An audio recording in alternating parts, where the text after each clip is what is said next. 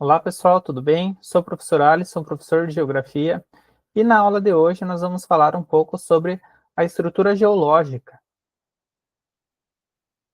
Bom, então o que é, primeiramente, uma estrutura geológica? As estruturas geológicas, elas não são especificamente formas de relevo, mas sim formações da crosta terrestre. Então, são partes da crosta terrestre que têm diferentes composições, diferentes idades e diferentes formações, que aí sim elas vão influenciar as formas de relevo que nós observamos sobre a superfície. Então, não é só a superfície, é o que a gente tem embaixo, a composição das rochas, os processos de formação, tudo isso, então, vai formar uma estrutura geológica. E essas estruturas geológicas, elas podem influenciar o relevo, podem influenciar a formação e a presença de recursos minerais, atividades sísmicas, por exemplo. Então, aqui nós temos uma imagem do lado que mostra exemplos aqui de estruturas geológicas. Então, o relevo seria o que a gente vê em cima, o que a gente observa na superfície, sobre a superfície, a geomorfologia dos terrenos, e a estrutura geológica está relacionada com a geologia, ou seja, isso daqui e mais o que está aqui embaixo, mais o que vai formar a crosta terrestre, a litosfera, os tipos de rocha, os processos de formação, os processos envolvidos aqui, atividades sísmicas, tudo isso, então, vai formar uma estrutura geológica. As estruturas geológicas, elas são divididas, então, em escudos cristalinos, em bacias sedimentares e dobramentos. Dobramentos modernos e dobramentos antigos. Dobramentos modernos que são aí, pelo menos aí com 100 milhões de anos, entre 65 e 100 milhões de anos, ou um pouco mais, dependendo do caso. Então, são modernos em relação à idade do planeta. O planeta Terra, com 4,6 bilhões de anos, alguma coisa com 150, 100 milhões de anos é alguma coisa recente, se a gente for considerar a idade do planeta. Porque nós teremos os dobramentos antigos, que daí sim podem passar de 500 milhões de anos, 1 bilhão de anos, 1 bilhão e meio de anos, tá? Mas vamos falar um pouquinho, então, sobre cada um deles. Começando com os escudos cristalinos. Então, os escudos cristalinos, elas são formações extremamente antigas e resistentes, muitas aí da era pré-cambriana, ou seja, tem mais de 500 milhões de anos. Então, geralmente são formados por rochas metamórficas e são formadas também por rochas ígneas, ou rochas magmáticas e rochas metamórficas.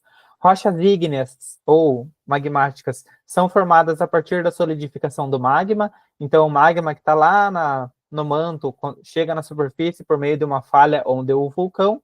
Esse vulcão expele esse magma na forma de lava, essa lava se resfria e vai formar a rocha magmática. E a rocha metamórfica é formada pelo aumento da pressão e pelo aumento da temperatura sobre outras rochas. Então, quando uma rocha ali ela está soterrada, por exemplo, por muitas e muitas camadas de rochas, pode haver um aumento de pressão e de temperatura, fazendo com que ela mude um pouco ali a sua estrutura, se tornando uma rocha mais resistente, por exemplo. Então, isso que são os escudos cristalinos. E os escudos cristalinos também podem ser chamados de cráton, quando eles estão expostos na superfície. Então, são geralmente superfícies antigas, como eu falei, mais de 550 milhões de anos, são chamados, então, ou de escudos cristalinos ou de crátons também, pode aparecer esse nome. Geralmente eles são ricos em minerais metálicos, como ferro, manganês, ouro. Grandes áreas de mineração acabam acontecendo sobre essas regiões, como em Minas Gerais, por exemplo, a extração do a extração de ferro, do minério de ferro, acontecem nessas áreas. Esses, então, são os escudos cristalinos. Tá? Depois a gente fala um pouquinho mais sobre essas formações aqui no Brasil. Aqui está um exemplo, então, de escudo cristalino na região norte do Brasil, que fica nessa região específica aqui desse mapa que está mostrando a direção. Então, cráton, escudo, bacia sedimentar também, já falaremos sobre as bacias sedimentares. Então, antes de falarmos sobre os dobramentos, antes das bacias sedimentares. Então, foram os escudos cristalinos e agora os dobramentos. Dobramentos antigos e dobramentos modernos. Então, os dobramentos, eles acabam acontecendo a partir de movimentações tectônicas. Então, as placas tectônicas, que são aqueles grandes blocos da litosfera que estão flutuando ali sobre o magma, eles acabam fazendo movimentos de separação ou movimentos de choque. Então, essas placas tectônicas acabam se movimentando e quando elas se chocam, por exemplo, elas podem acabar se dobrando, acabar quebrando, acabar passando por processos de erguimento ou soerguimento, e isso vai dar origem ao que a gente chama de dobramentos. Quando é um processo mais recente, ou que ainda está acontecendo, como a Cordilheira de Himalaia, a Cordilheira dos Andes, a gente chama de dobramento moderno. Mas quando são formações montanhosas extremamente antigas, que esse processo aconteceu às vezes há mais de 500 milhões de anos, 1 bilhão de anos, a gente vai chamar isso de dobramentos antigos. Então, onde que a gente tem esses dobramentos antigos no Brasil? Nós temos na região norte, tá? Então nós temos aqui lá no Planalto das Guianas, se não me engano, é Monte Roraima esse, e nós temos aqui na Serra do Mar. Nós temos a Serra do Mar, por exemplo, é uma cadeia montanhosa extremamente antiga, então é chamada de dobramento antigo. Então, algumas delas já são muito desgastadas pela ação do tempo, pela ação do intemperismo, pela ação da erosão, da água das chuvas, dos ventos e da água dos rios. Então, muitos já são extremamente erodidos, tá? Às vezes acabam até sendo chamados de planaltos, porque eles já perderam a característica, assim, de montanha. Então, agora já são planalto, como no caso dessa imagem aqui. Não tem já característica mais de montanha, assim, característica de planalto, tá? Porque já são áreas extremamente desgastadas pela ação do tempo. Aqui na imagem à esquerda nós temos o exemplo da Serra do Mar, tá? Aqui no Brasil, que é considerada, a gente vai falar um pouquinho depois sobre isso, mas é uma formação aí também extremamente antiga, tem vegetação, tá sendo desgastada ainda com a ação da água das chuvas e de outros elementos. Então, esses são os dobramentos antigos. E os dobramentos modernos, que são estruturas recentes e elevadas, que ainda estão em processo de formação. Por exemplo, a Cordilheira dos Andes, que pega toda essa área aqui da América do Sul, ela existe graças ao contato da placa tectônica sul-americana e a placa tectônica de Nazca. Então, a placa sul-americana ela está meio que subindo em cima da outra placa tectônica, o que faz com que formem as montanhas. Então, o relevo acabou se fraturando, se dobrando, dando origem aí a essa cadeia montanhosa chamada Cordilheira dos Andes. Aqui uma foto também da Cordilheira dos Andes. Esse choque das placas tectônicas pode provocar vulcanismo, pode provocar terremotos, como acontece bastante nessa região, até na região do Chile, nós temos aí a presença de terremotos, porque está muito próximo da borda da placa tectônica, onde está acontecendo o choque entre essas placas, que pode dar origem, então, a abalos sísmicos. De exemplos, nós temos os Alpes, a Cordilheira dos Andes, a Cordilheira do Himalaia. Então, é importante frisar que o Brasil não possui dobramentos modernos. O Brasil está aqui nessa localização, não possui dobramentos modernos. Tá? Então, os processos que aconteceram no Brasil são processos já extremamente antigos. Agora, nós estamos bem na área central da placa tectônica da América do Sul. Então, não temos esses dobramentos modernos, não temos essa formação de montanhas. Mas temos outras regiões aqui da América do Sul que tem a Cordilheira do Himalaia na Ásia. Dobramento moderno, então ainda está crescendo alguns centímetros por ano, se a gente for lá ver o Everest, ainda está em processo de soerguimento, ela aumenta a altitude em alguns centímetros ali por ano. As bacias sedimentares. Então, as bacias sedimentares, elas são regiões propícias ao acúmulo de sedimentos. Então, nós temos ali as áreas do relevo em exposição, aí com a ação dos ventos e principalmente da água da chuva, da água dos rios, essas rochas elas acabam sendo desgastadas, então acabam sendo tirados sedimentos delas, e esses sedimentos eles são carregados para outros lugares. Eles vão acabar parando em algum lugar, que são as áreas mais baixas. Então, essas áreas mais baixas, elas acabam recebendo muitos sedimentos ao longo do tempo, ao longo de milhões de anos, tá? E esse acúmulo de sedimentos, então, vai dar origem a uma bacia sedimentar, uma bacia formada por sedimentos. Então, parece mesmo o desenho de uma bacia, cheia aqui de sedimentos que estão sendo compactados aí ao longo do tempo. Então, a ação dos rios, de mares, de ventos, geleiras, tudo isso vai acabar influenciando a formação de bacias sedimentares. Aqui é uma rocha, provavelmente um arenito, fruto da deposição de sedimentos. Então, ó, várias camadas de sedimentos foram trazidas aqui ao longo do tempo, formou lá uma bacia sedimentar, provavelmente, que depois acabou sendo desgastada também pela água da chuva, enfim, pela ação dos ventos e das chuvas e de outros agentes, acabou sendo desgastada novamente. Mas aqui a gente consegue ver as camadas aqui nessa rocha, que são camadas de acúmulo de sedimentos, que levaram aí milhões de anos para se depositarem. Além disso, nas bacias sedimentares, a gente pode encontrar muitos combustíveis fósseis, porque muitos restos de animais e plantas podem acabar sendo soterrados aqui junto com esses sedimentos.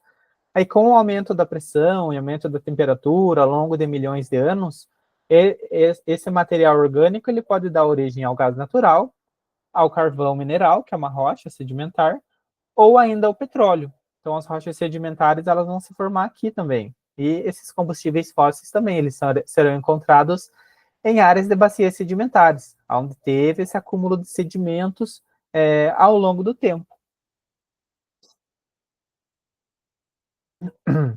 Bom, então, alguns recursos que a gente consegue encontrar dessas estruturas específicas. Nos escudos cristalinos, ou que podem ser chamados lá de cratons, quando eles estão expostos, a gente pode encontrar muitos minerais metálicos, que são provenientes das rochas metamórficas e das rochas ígneas que vêm lá do resfriamento do magma. Então, a gente pode encontrar muitos minerais metálicos nesses escudos. Aqui exemplos com mineral de ferro, exploração do mineral de ferro, do minério de ferro. Nas bacias sedimentares, a gente vai encontrar as rochas sedimentares, então, formadas lá pelo acúmulo de sedimentos, e a gente vai ter os combustíveis fósseis que acabam se formando dessas camadas aqui, desses acúmulos de sedimentos. A gente pode ter a formação de aquíferos, que são esses reservatórios de água que podem ser utilizados, porque algumas rochas dessas são porosas e fazem com que a água consiga ir infiltrando pelos seus poros até chegar em alguma determinada rocha que ela não consiga mais passar. Então, além da água, a gente pode encontrar o carvão mineral, que é utilizado em algumas indústrias, alguns países utilizam bastante ainda o carvão mineral, como a China, combustíveis fósseis como o gás natural e principalmente o petróleo. Então, o petróleo vai ser encontrado nas bacias sedimentares, geralmente áreas que foram fundo de mar no passado, então são bacias sedimentares formadas no fundo de oceanos, com restos de plantas, com restos de animais, peixes, enfim. Então, essa presença de matéria orgânica e essa pressão formada pelas camadas de rochas fazem com que se transformem em combustíveis fósseis, que depois de milhões de anos eles podem ser extraídos, como, no caso, o petróleo, utilizado para fazer principalmente o combustível. Então, entender um pouco sobre essa estrutura geológica, sobre essas três formações específicas, ela é importante para a economia, ela vai ser importante para a geração de energia, vai ser importante para a mineração. Então, há sim uma grande importância em saber sobre o que a gente está pisando, para saber o que pode ser explorado, o que não pode ser explorado, por exemplo. Então, os países também, os governantes acabam se preocupando bastante com isso para contribuir ali para a sua economia. Então, no Brasil, nós temos escudos cristalinos, nós temos bacias sedimentares e nós temos dobramentos antigos, não temos os dobramentos modernos. Aqui. Então, nesse mapa aqui específico, nessa visão específica, nós temos aqui os escudos cristalinos, a presença dos escudos cristalinos, a presença das bacias sedimentares, e aqui não está mostrando dobramentos, porque nesse caso aqui o mapa iria mostrar os dobramentos modernos, mas como não tem dobramentos modernos, alguns autores acabam considerando então os dobramentos antigos do Brasil, como a Serra do Mar, como escudo cristalino. Então vai de cada autor, cada atlas, de repente, que você pega, vai ter uma classificação específica. A gente já vai falar um pouquinho da mais atual. Então, temos bacias sedimentares, escudos cristalinos e dobramentos antigos. Não temos dobramentos modernos, não. Então, não há choque de placas tectônicas aqui que está influenciando a formação de relevo. Então, há uma certa estabilidade tectônica, não há um risco de grandes terremotos acontecerem, né, terremotos formados pelo choque de placas tectônicas, então, dá para falar que há um baixo risco sísmico. Bom, então um pouquinho da presença dos escudos cristalinos aqui no Brasil. Nós temos no norte, como o escudo das Guianas, por exemplo, rico em minerais, como eu já falei para vocês. Escudo brasileiro, fica todo aqui na região centro-sul. Nós temos as fontes de minério de ferro na região de Minas Gerais, uma região chamada de quadrilátero ferrífero, tá? De ferro, de ouro. Nós temos a bauxita explorada na região do Pará, especificamente.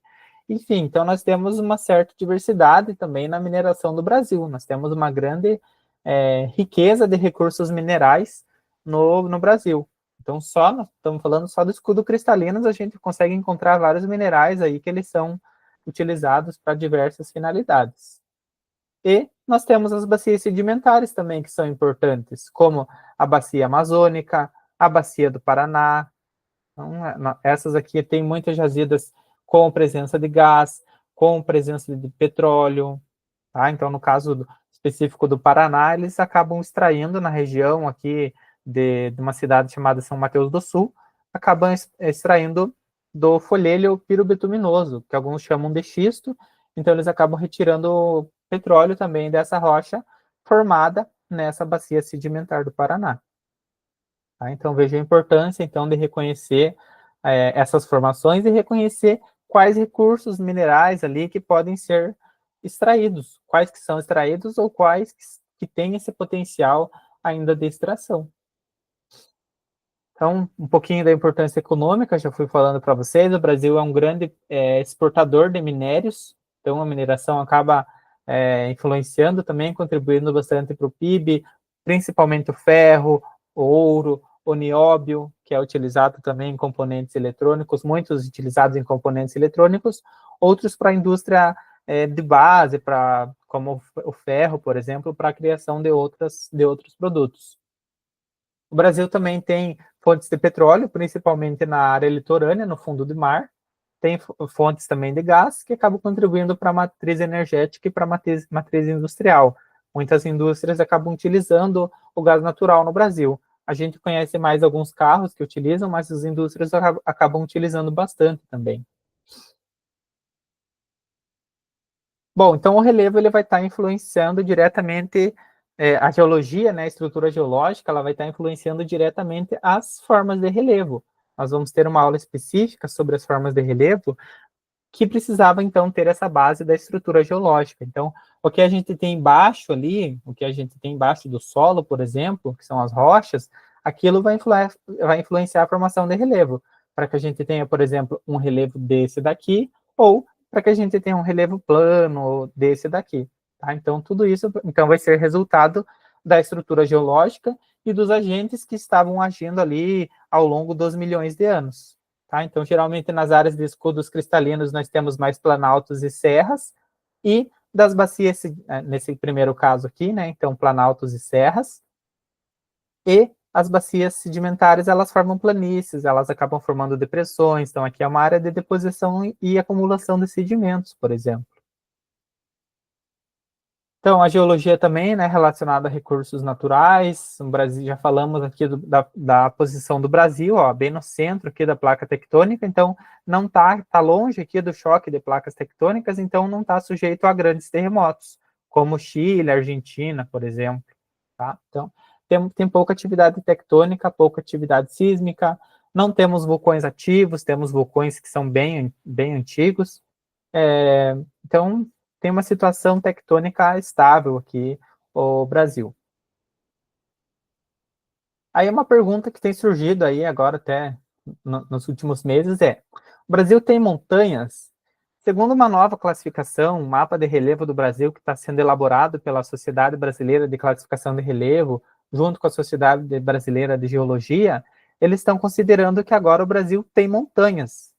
Se vocês conseguirem ver esse mapa aqui, nós temos algumas áreas em vermelho, como a Serra do Espinhaço e a Serra do Mar, que agora elas estão sendo consideradas como montanhas. Falaremos especificamente sobre relevo em uma aula, mas Agora, o Brasil, então, nessa nova classificação, tem algumas formações montanhosas, temos montanhas, que são dobramentos antigos, não são dobramentos modernos, então são dobramentos antigos, aqui na região norte também, lá a região do Pico da Neblina.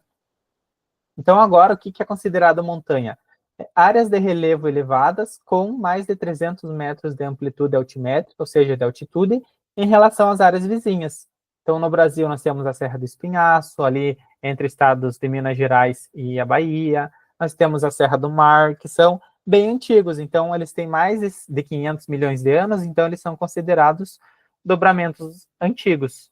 Então, segundo essa nova classificação, essas regiões aqui, que a gente chamava de serras, serão consideradas agora como cadeias montanhosas. Ainda tem que esperar um pouco mais sobre as publicações que virão na sequência, mas aqui é uma nova proposta já que está surgindo. Bom, para a gente finalizar, então, com uma atividade. O território brasileiro é geologicamente estável por estar situado sobre uma antiga estrutura geológica, sem a presença de áreas tectonicamente ativas. Essa estabilidade se deve à predominância dos escudos cristalinos e bacias sedimentares. Então, a letra A, dobramentos modernos no território, não temos. A letra C, proximidade com a dorsal mesoatlântica, não. Então, tá bem no meio do Oceano Atlântico, estamos longe. Ao relevo altamente acidentado e vulcânico, não temos vulcões ativos. E a elevada altitude média do território nacional, que não é uma grande altitude média, como países, países que estão em áreas de montanhas. Tá? Então, o Brasil não tem uma altitude média tão elevada assim. Então, nesse caso aqui, é devido à predominância de escudos cristalinos e as bacias sedimentares. Então, não temos dobramentos modernos aqui que sejam frutos do contato de placas tectônicas. Tá? Então, pessoal, por hoje é isso. Agradeço a atenção de vocês e espero vocês para a nossa próxima aula.